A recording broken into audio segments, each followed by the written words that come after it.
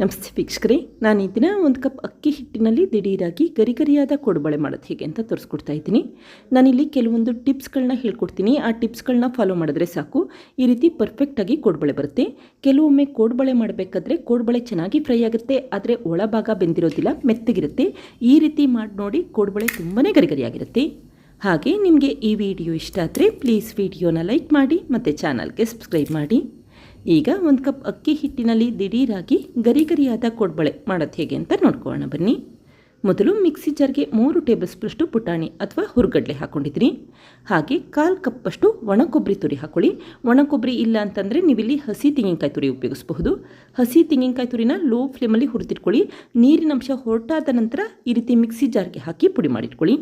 ನೋಡಿ, ಮೊದಲು ಆದಷ್ಟು ಈ ರೀತಿ ನುಣ್ಣಗೆ ಪುಡಿ ಮಾಡಿಟ್ಕೊಳ್ಳಿ. ನಂತರ 3 ಒಣಮೆಣಸಿನ್ಕಾಯಿ ಹಾಕಿದರೆ 3 ಗರಿಯಷ್ಟು ಕರ್ಬೇವಿನ ಸೊಪ್ಪು ಹಾಕ್ಕೊಳ್ತಾ ಇದ್ದೀನಿ. ಈ ರೀತಿ ಒಣಮೆಣಸಿನ್ಕಾಯಿ ಮತ್ತು ಕರ್ಬೇವಿನ ಸೊಪ್ಪನ್ನ ತುಂಬ ನುಣ್ಣಗೆ ರುಬ್ಲಿಕ್ಕೆ ಹೋಗಬೇಡಿ, ಸ್ವಲ್ಪ ತರಿಯಾಗಿ ರುಬ್ಬಿಟ್ಕೊಳ್ಳಿ, ಆವಾಗ ಫ್ಲೇವರ್ ಚೆನ್ನಾಗಿ ಬಿಡುತ್ತೆ. ನೋಡಿ, ಈಗ ರುಬ್ಬಿರುವಂಥ ಮಿಶ್ರಣ ರೆಡಿಯಾಗಿದೆ. ನಂತರ ಮತ್ತೊಂದು ತಟ್ಟೆಗೆ 1 ಕಪ್ಪಷ್ಟು ಅಕ್ಕಿ ಹಿಟ್ಟು ಹಾಕ್ಕೊಳ್ತಾ ಇದ್ದೀನಿ. ಹಾಗೆ ಅದೇ ಕಪ್ಪಲ್ಲಿ 1/4 ಕಪ್ಪಷ್ಟು ಮೈದಾ ಹಿಟ್ಟು, ನಂತರ 2 ಟೇಬಲ್ ಸ್ಪೂನಷ್ಟು ಸಣ್ಣ ರವೆ ಅಥವಾ ಚಿರೋಟಿ ರವೆ ಹಾಕ್ಕೊಳ್ತಾ ಇದ್ದೀನಿ. ಈಗ ಅರ್ಧ ಟೀ ಸ್ಪೂನಷ್ಟು ಅಜ್ವೈನ್ ಅಥವಾ ಓಂಕಾಳನ್ನ ಅಂಗೈಯಲ್ಲಿ ಉಜ್ಜಿ ಹಾಕ್ಕೊಳ್ಳಿ, ಆವಾಗ ಫ್ಲೇವರ್ ಚೆನ್ನಾಗಿ ಬರುತ್ತೆ. ಓಂಕಾಳು ಇದ್ದರೆ ಉಪಯೋಗಿಸಿ, ಇಲ್ಲ ಅಂತಂದರೆ 1/4 ಟೀ ಸ್ಪೂನಷ್ಟು ಜೀರಿಗೆ ಕೂಡ ಉಪಯೋಗಿಸಬಹುದು. ನಂತರ ಅರ್ಧ ಟೀ ಸ್ಪೂನಷ್ಟು ಅಚ್ಕರದ ಪುಡಿ ಹಾಕಿ ಮಿಕ್ಸ್ ಮಾಡ್ಕೊಳ್ತಾ ಇದ್ದೀನಿ. ಹಾಗೆ ನಿಮಗೆ ಖಾರ ಎಷ್ಟು ಬೇಕೋ ಅಷ್ಟು ಪ್ರಮಾಣದಲ್ಲಿ ಅಚ್ಕರದ ಪುಡಿ ಉಪಯೋಗಿಸ್ಕೊಳ್ಳಿ. ಈಗ 3 ಟೇಬಲ್ ಸ್ಪೂನಷ್ಟು ಬಿಸಿ ಮಾಡಿರುವಂಥ ಬೆಣ್ಣೆ ಹಾಕ್ಕೊಳ್ತಾ ಇದ್ದೀನಿ. ಬೆಣ್ಣೆ ಇದ್ದರೆ ಉಪಯೋಗಿಸಿ, ಇಲ್ಲ ಅಂತಂದರೆ ಎಣ್ಣೆ ಬಿಸಿ ಮಾಡಿ ಅದನ್ನೇ ಕೂಡ ಉಪಯೋಗಿಸಬಹುದು. ಈಗ ಕೈಯಲ್ಲಿ ಚೆನ್ನಾಗಿ ಮಿಕ್ಸ್ ಮಾಡಿಟ್ಕೊಳ್ಳಿ. ಈ ಬೆಣ್ಣೆ ಅಕ್ಕಿ ಹಿಟ್ಟಿನ ಮಿಶ್ರಣದಲ್ಲಿ ಎಲ್ಲ ಕಡೆ ಬೆರಿಬೇಕು, ಆ ರೀತಿ ನೀಟಾಗಿ ಮಿಕ್ಸ್ ಮಾಡಿಟ್ಕೊಳ್ಳಿ. ಹಾಗೆ ಅಕ್ಕಿ ಹಿಟ್ಟಿನ ಮಿಶ್ರಣನ ಮುಷ್ಟಿ ಹಿಡಿದ್ರೆ ಉಂಡೆ ಕಟ್ಟಲಿಕ್ಕಾಗಬೇಕು, ಅಷ್ಟು ಪ್ರಮಾಣದಲ್ಲಿ ಬೆಣ್ಣೆ ಉಪಯೋಗಿಸಿ. ನಾನು ಮೊದಲೇ ಹೇಳಿದಾಗೆ ಬೆಣ್ಣೆ ಇಲ್ಲ ಅಂತಂದರೆ ಎಣ್ಣೆನ ಬಿಸಿ ಮಾಡಿ ನಂತರ ಕೂಡ ಉಪಯೋಗಿಸಬಹುದು. ಈಗ ಮೊದಲೇ ಮಾಡಿಟ್ಟಂಥ ಒಣ ಕೊಬ್ಬರಿ ಮತ್ತು ಹುರ್ಗಡ್ಲೆ ಪುಡಿ ಹಾಕ್ಕೊಂಡಿದ್ದೀನಿ. ನಂತರ ರುಚಿಗೆ ತಕ್ಕಷ್ಟು ಉಪ್ಪು ಹಾಕಿ ಕೈಯಲ್ಲಿ ಮಿಕ್ಸ್ ಮಾಡಿಟ್ಕೊಳ್ಳಿ. ಹಾಗೆ ಈ ಸಮಯದಲ್ಲಿ ರುಚಿ ನೋಡಿ ಸಪ್ಪೆ ಅನಿಸಿದ್ರೆ ಮತ್ತೆ ಸ್ವಲ್ಪ ಉಪ್ಪು ಹಾಕೋಬಹುದು.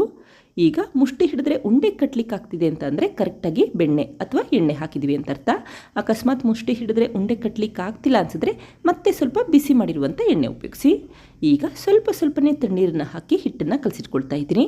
ನೀವೇನಾದರೂ ಒಟ್ಟಿಗೆ 2 kg ಕೋಡುಬಳೆ ಮಾಡ್ತೀರಾ ಅಂತಂದರೆ ಈ ರೀತಿ ಎಲ್ಲ ಹಿಟ್ಟನ್ನು ನೀರಿನಲ್ಲಿ ಕಲಸ್ಲಿಕ್ಕೆ ಹೋಗಬೇಡಿ, ಸ್ವಲ್ಪನೇ ಮಿಶ್ರಣ ತೆಗೆದಿಟ್ಕೊಂಡು ನೀರನ್ನು ಹಾಕಿ ಮಿಕ್ಸ್ ಮಾಡಿಟ್ಕೊಳ್ಳಿ. ಹಾಗೆ ನಾನಿಲ್ಲಿ 1 ಕಪ್ಪಷ್ಟು ಅಕ್ಕಿ ಹಿಟ್ಟಿಗೆ 3/4 ಕಪ್ಪಷ್ಟು ತಣ್ಣೀರು ಉಪಯೋಗಿಸ್ಕೊಂಡಿದ್ದೀನಿ. ನಾನಿಲ್ಲಿ ಕಡಿಮೆ ಪ್ರಮಾಣದಲ್ಲಿ ಕೋಡುಬಳೆ ಮಾಡ್ತಿರೋದ್ರಿಂದ ಒಟ್ಟಿಗೆ ನೀರನ್ನು ಹಾಕಿ ಮಿಕ್ಸ್ ಮಾಡಿಟ್ಕೊಂಡಿದ್ದೀನಿ. ನೀವು ಜಾಸ್ತಿ ಪ್ರಮಾಣದಲ್ಲಿ ಕೋಡುಬಳೆ ಮಾಡ್ತೀರಾ ಅಂತಂದರೆ ಕಡಿಮೆ ಪ್ರಮಾಣದಲ್ಲಿ ಹಿಟ್ಟನ್ನು ತೆಗೆದಿಟ್ಕೊಂಡು ಕಡಿಮೆ ಪ್ರಮಾಣದಲ್ಲಿ ನೀರನ್ನು ಉಪಯೋಗಿಸ್ಕೊಳ್ಳಿ. ಈಗ ಈ ಹಿಟ್ಟನ್ನು 1-2 ನಿಮಿಷ ನಾದಿಟ್ಕೊಂಡು ಸ್ವಲ್ಪ ಹಿಟ್ಟನ್ನು ತೆಗೆದಿಟ್ಕೊಂಡು ಈ ರೀತಿ ತಟ್ಟೆ ಮೇಲೆ ಉದ್ದವಾಗಿ ಮಾಡಿಟ್ಕೊಳ್ತಾ ಇದ್ದೀನಿ. ಹಾಗೆ ಈ ರೀತಿ ಎಡ್ಜಸ್ನ ಸ್ವಲ್ಪ ಲೈಟಾಗಿ ಪ್ರೆಸ್ ಮಾಡಿಟ್ಕೊಳ್ಳಿ. ತುಂಬ ದಪ್ಪನಾಗಿ ಮಾಡಲಿಕ್ಕೆ ಹೋಗಬೇಡಿ, ಆವಾಗ ಈ ಕೋಡುಬಳೆ ಒಳಭಾಗ ಬೆಂದಿರೋದಿಲ್ಲ. ಈ ರೀತಿ ಸ್ವಲ್ಪ ಉದ್ದವಾಗಿ ಮತ್ತು ಸಣ್ಣದಾಗಿ ಮಾಡಿಟ್ಕೊಳ್ಳಿ. ಎಡ್ಜಸ್ನ ಆದಷ್ಟು ಸ್ವಲ್ಪ ಬಿಗಿಯಾಗಿ ಪ್ರೆಸ್ ಮಾಡಿಟ್ಕೊಳ್ಳಿ. ಹಾಗೆ ನೀವು ಎಷ್ಟು ಪ್ರಮಾಣದಲ್ಲಿ ಎಣ್ಣೆ ತೊಗೊಂಡಿರ್ತೀರಾ ಅಷ್ಟು ಮಾತ್ರ ಕೋಡುಬಳೆಗಳನ್ನ ಮಾಡಿಟ್ಕೊಳ್ಳಿ. ಈಗ ನೋಡಿ, ಎಣ್ಣೆ ಚೆನ್ನಾಗಿ ಬಿಸಿಯಾದ ನಂತರ ಒಂದೊಂದೇ ಕೋಡುಬಳೆಗಳನ್ನ ಎಣ್ಣೆಗೆ ಹಾಕ್ಕೊಂಡಿದ್ದೀನಿ. ಹಾಗೆ ಉರಿನ ಮೀಡಿಯಂ ಫ್ಲೇಮಲ್ಲಿ ಇಟ್ಕೊಂಡು ಒಂದು ಅರ್ಧ ನಿಮಿಷ ಬೇಯಲಿಕ್ಕೆ ಇಟ್ಕೊಳ್ಳಿ. ಅರ್ಧ ನಿಮಿಷ ಆದ ನಂತರ ನಿಧಾನಕ್ಕೆ ಇನ್ನೊಂದು ಸೈಡ್ ಟರ್ನ್ ಮಾಡ್ಕೊಳ್ತಾ ಇದ್ದೀನಿ. ಈ ರೀತಿ ಕೋಡುಬಳೆ ಫ್ರೈ ಮಾಡಬೇಕಾದ್ರೆ ಜಾಸ್ತಿ ಪ್ರಮಾಣದಲ್ಲಿ ಕೂಡ ಎಣ್ಣೆ ಉಪಯೋಗಿಸೋ ಅವಶ್ಯಕತೆ ಇಲ್ಲ, ಕಡಿಮೆ ಎಣ್ಣೆಯಲ್ಲೇ ಎಲ್ಲ ಕೋಡುಬಳೆಗಳನ್ನು ಫ್ರೈ ಮಾಡ್ಕೋಬಹುದು.